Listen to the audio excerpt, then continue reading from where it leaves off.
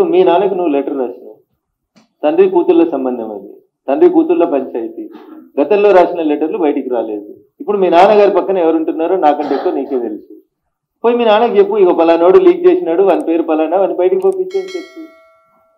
Covert ఏందని, ఇదేమన్నా Naxal సామ్రాజ్యమా? Covert లేదు. వినడానికి సొంపు ఉంటాయని, మాట్లాడితే ఎతి ప్రాసలకు కలిసి వస్తాయని, ఇట్లా మాట్లాడితే ఎట్లా? మీ ఇంట్లో కోవర్ట్లు ఉన్నారా? మీ నాన్న పక్కన కోవర్ట్లు ఉన్నారా? ఏం చెప్పదలుచుకున్నావు? మీ నాన్న పక్కన కోవర్ట్లు ఉంటే ఏం చేస్తున్నావు మరి? బిడ్డగా మీ నాన్నని కాపాడుకోవాలి కదా. ఆ కోవర్ట్ల పేర్లు ఏందో మీ నాన్నకి చెప్పి బయటికి పంపించాలి కదా.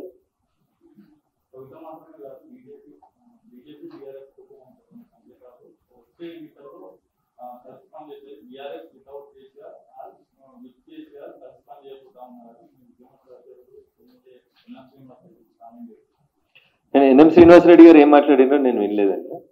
తెలంగాణ సమాజం, తెలంగాణ ప్రజలు 2001లో 18 నుంచి 35 ఏళ్ల దాకా ఉన్న వాళ్ళు ఎట్లయితే టీఆర్ఎస్ వెనకాల పోలరైజ్ అయినరో, ఇవాళ నరేంద్ర మోడీ గారి నాయకత్వం గ్రామానికి బాకిందన్న ప్రతి పల్లెటూరులో 18 నుంచి 35 ఏళ్ల దాకా ఉన్నటువంటి ప్రతి యూత్ నరేంద్ర మోడీ గారి నాయకత్వాన్ని, భారతీయ జనతా పార్టీ నాయకత్వాన్ని ఇష్టపడుతున్నారు. మా వెనకాల పోలరైజ్ అవుతున్నారు. కాబట్టి టీఆర్ఎస్ వెనకాల ఖాళీ కుర్చీలు కనబడుతున్నాయనే బాధతో, ఆవేదనతో దీన్ని కన్ఫ్యూజన్ చేసి ఊర్లలో ఉన్నటువంటి ప్రజల్ని మభ్యపెట్టేందుకు కవితమ్మ చేస్తున్నటువంటి ప్రయత్నం.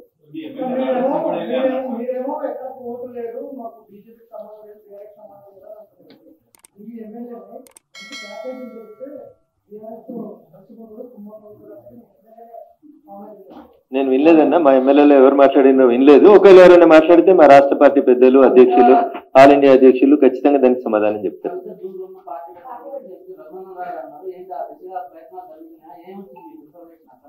కవిత కొత్త పార్టీ పెడుతుంది అనేది నాకున్న సమాచారం. నేను ఆ రోజు కూడా మీలాంటి మీడియా మిత్రులు అడిగితే చెప్పింది ఏంటంటే, ఆమె నో పాయింట్ ఆఫ్ రిటర్న్ దాకా వెళ్ళిపోయింది, ఇంకా అతికేది లేదా సంసారం, కాబట్టి విడిపోతుంది. విడిపోయిన తర్వాత పార్టీ పెడుతుంది.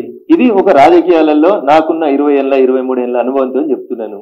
2001 నుంచి ఆ కుటుంబాన్ని దగ్గరగా చూసిన వ్యక్తిగా, రాష్ట్ర రాజకీయాల్లో జరుగుతున్నటువంటి పరిణామాల్ని గమనిస్తున్నటువంటి వ్యక్తిగా, 2014లో అధికారంలోకి వచ్చిన తర్వాత కాంగ్రెస్ పార్టీ 2019లో పార్టీ పెట్టించిన విషయం మీకు మాకు అందరికీ తెలుసు. కాబట్టి పార్టీలు ఎవరు పెట్టిస్తారు, పైసలు ఎవరు ఇస్తారు, ఎవరికి అవసరం అనేది చాలా స్పష్టంగా కనబడుతుంది కదా.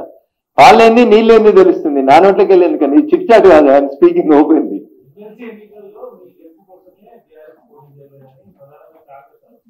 అన్న ఊర్లలో ఒక మోటు సామెత ఉంటుంది, ఆడలేక మధ్యలో ఓడిందని. నీకు క్యాండిడేట్లు లేక, నీకు పెట్టే దమ్ము లేక, పోటీ చేసే ధైర్యం లేక ఇట్లే మాట్లాడుతుంటారు. ఎంపీ ఎలక్షన్లలో కూడా పొత్తులు పెట్టుకున్నారు, పరోక్షంగా సహకరించారు. ఇవన్నీ తప్పుడు మాటలు అన్న. ప్రజలని అమాయకులుగా భావించి ఓటేసేటువంటి ప్రజల్ని తక్కువ చేసేటువంటి మాటలు ఎవరు మాట్లాడొద్దు. అది చాలా తప్పు, దురదృష్టకరం. అది అన్నిట్లలో పోటీ చేసిరు వాళ్ళు. ఎంపీ ఎన్నికలలో అన్నిట్లలో పోటీ చేసిరు. నా మీదనైతే 100 కోట్లు పెట్టిరు, మీకు తెలుసు. ఇక కాంప్రమైజ్ అయిన పాలిటిక్స్ సైడ్ ఉన్నాయి అక్కడ. ఈడ కాంప్రమైజ్ అయ్యారు, ఏ సీట్ కాంప్రమైజ్ అయ్యారు చెప్పు. కాబట్టి ఇవన్నీ అబద్ధాలు, తప్పుడు మాటలు. ప్రజలు ప్రజాస్వామ్యబద్ధంగా డాక్టర్ బిఆర్ అంబేద్కర్ గారు రాసిన రాజ్యాంగం ఇచ్చిన పరిమితులకు లోబడి ఓట్లేస్తేనే భారతీయ జనతా పార్టీ ఎంపీలైనా, కాంగ్రెస్ ఎంపీలైనా, ఇంకొకరైనా గెలుస్తారు. కాబట్టి ఒక పార్టీ ఇంకో పార్టీకి అమ్ముడు పోయింది ఇట్లాంటి మాటలు దయించి ప్రజాస్వామ్యంలో సరైనవి కాదనేది నా భావన.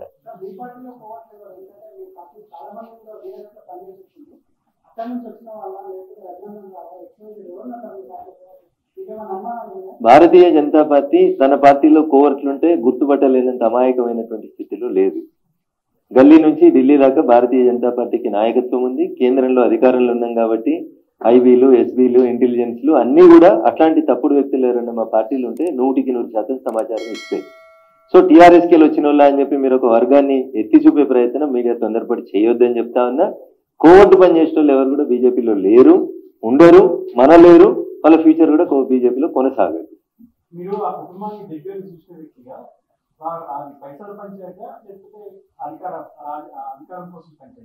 వారసత్వ పంచాయతీ, పైసల పంచాయతీ, రేపు మళ్ళీ ఎప్పుడైనా భవిష్యత్తులో వస్తే అన్ని అన్నకేనా నాకేం లేవా అనేది పంచాయతీ. ఈ రాష్ట్రంలో కాదు, పక్క రాష్ట్రంలో కూడా అదే ఏమైందో మీకు తెలుసు. నేను I don't want to name anybody. పక్క రాష్ట్రంలో కూడా ఏమైంది? అధికారం కోసం పంచాయతీ, సీట్ల కోసం పంచాయతీ, నోట్ల కోసం పంచాయతీ, ఇంకేముంటుందని అంతకు మించి. అల్టిమేట్ గా బాగా పైసలు 10 సంవత్సరాలు అధికారంలో ఉన్నప్పుడు బాగా ముద్దు వచ్చింది, ఆ ముద్దను పంచుకునే కాడ పంచాయతీ వచ్చింది. అంతకుమించి ఏమి ఉంటుందన్న. కమ్యూనిస్ట్ ఉద్యమ నాయకుడు అని చెప్పుకునేటువంటి మావో గారు అనుకుంటే ఒక సందర్భంలో చెప్తారు, all human relationships are linked with finance. మానవ సంబంధాలన్నీ ఆర్థిక సంబంధాలే అని చెప్తారు. నేను ఈ విధంగా కేసీఆర్ గారికి ఇదివరకు కూడా నా ఒపీనియన్స్ ఎప్పుడున్నా కూడా లేఖ ద్వారా చెప్పడం జరిగింది. అయితే ఈసారి నేను మొన్ననే చెప్తున్నాను, కుట్రలు కుతంత్రాలు జరుగుతూ ఉన్నాయని. నేను చెప్పిన కొద్ది రోజుల్లోనే మరి నేను అంతర్గతంగా కేసీఆర్ గారికి రాసినటువంటి ఉత్తరం బహిర్గతం కావడం అన్నది, ఇది మరి ఏం జరుగుతుందో అన్నది పార్టీలో ఉన్నటువంటి మనందరం, తెలంగాణ ప్రజలందరూ కూడా ఆలోచించాల్సినటువంటి విషయం. నేను వేరే ఏం విషయాలు చెప్పలేదు. నేను కేవలం పార్టీలో అన్ని స్థాయిలో అనుకుంటున్నటువంటి విషయాలు. దాదాపు సగం తెలంగాణ నేను ఈ సందర్భంగా ఈ మధ్యలో టూర్ చేసినటువంటి సందర్భంలో తెలంగాణ ప్రజలు అనుకుంటున్నటువంటి విషయాలు మాత్రమే నేను పెద్ద ఎత్తున చెప్పడం జరిగింది తప్పితే నా పర్సనల్ ఎజెండా ఏమీ లేదు. నాకు వ్యక్తిగతంగా ఎవరి మీద ద్వేషం లేదు, ఎవరి మీద ప్రేమ లేదు. కానీ నేను రాసినటువంటి లేఖ చాలా అంతర్గతంగా పార్టీలో మా నాయకుడికి రాసినటువంటిది. అటువంటిది బహిర్గతమైందంటే మరి దాని వెనుక ఉన్నది ఎవరు అనేటువంటిది ఆలోచించుకోవాల్సినటువంటి సందర్భం.